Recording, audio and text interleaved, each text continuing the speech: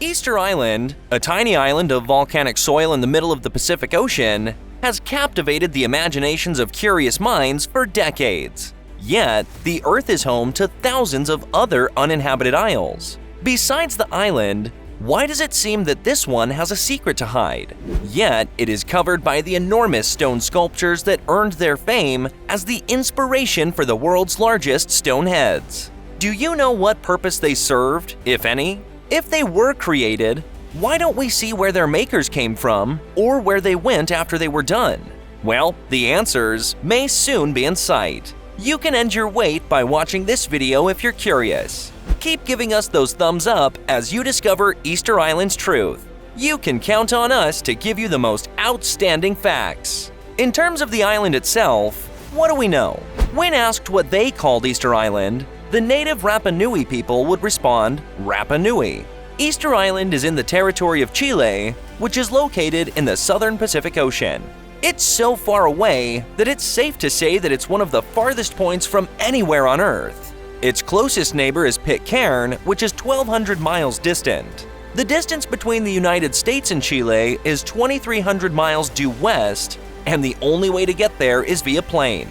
A flight from Santiago, Chile to Easter Island takes around 5 hours. There are 887 of these massive stone figures spread throughout the island's meager 63 square miles of land.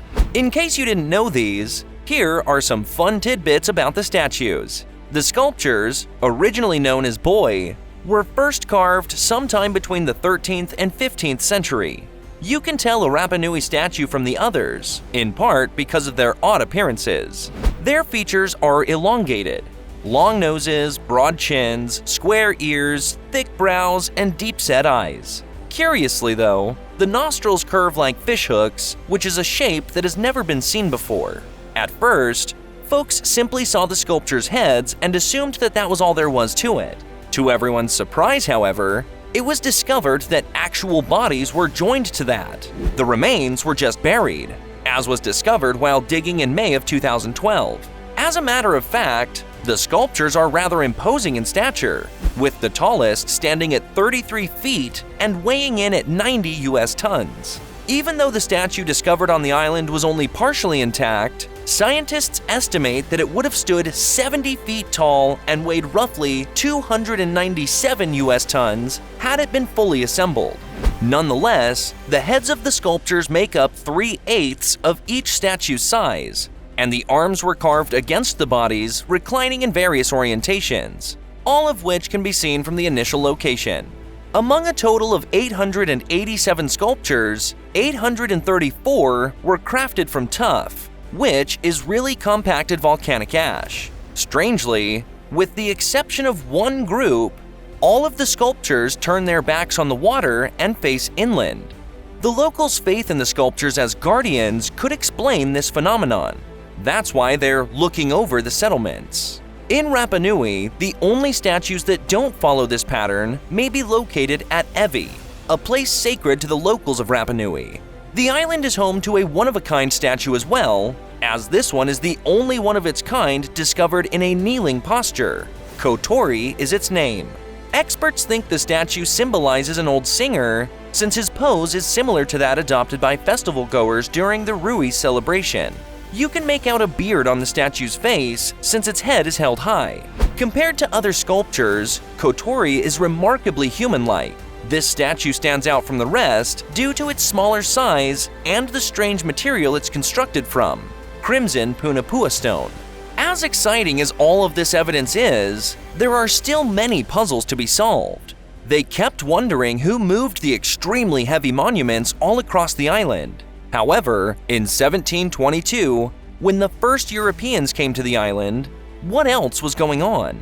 The local population was estimated to be between 1,500 and 3,000 at the time. But what does this have to do with any of the island's numerous statues? Well, there were probably a lot of guesses as to how the sculptures were moved. The theory that aliens made and relocated the sculptures is one of the most widely held among mystery enthusiasts. But we're sorry to disappoint you.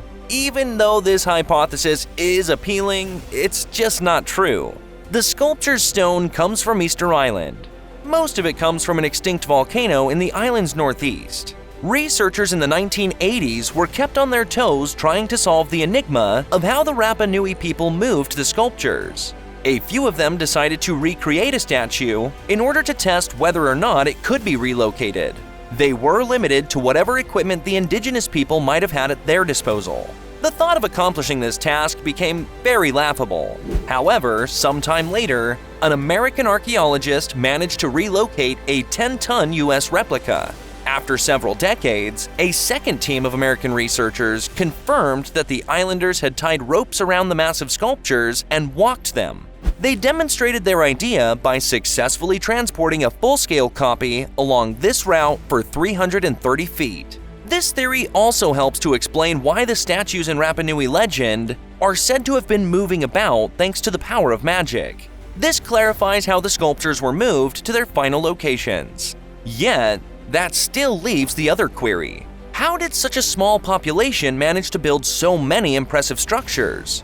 The peak population of the island's civilization has lately been researched in order to provide a concrete number. The findings came in, and they were surprising. Up to 17,000 people might live on the island, and at least 19% of the area could be covered with fields of sweet potatoes, which had previously been the primary food source for the community. Also, the islanders ate a lot of fish and shellfish.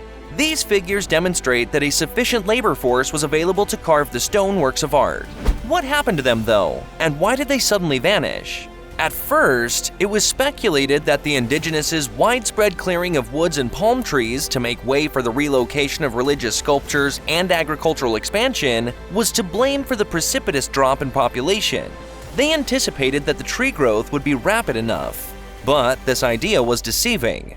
Hunger brought on by environmental decline sparked conflict and even cannibalism. Yet, such a view is now widely acknowledged to be incorrect. First, the people of Rapa Nui have remarkable skills as agricultural engineers. They used the lava rocks as fertilizer on purpose. People had been living on the island for generations, and it wasn't until Europeans arrived that the population began to decline. So, a more plausible interpretation is also a more tragic one.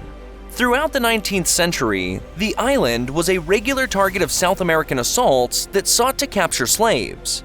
Almost 50% of the indigenous population was removed. Moreover, European commerce exposed the island's population to new illnesses which natives hadn't been shielded from and were introduced to by forced migration. Because of this, the country that gave the world the Easter Island enigma ultimately fell to its doom. Well, that's it. What do you think? Did you learn something new about Easter Island? How cool are their statues? Leave your thoughts in the comments section below. Thank you for watching, and we hope you enjoy our videos. We invite you to subscribe, like, and hit the notification button as we upload several new videos weekly.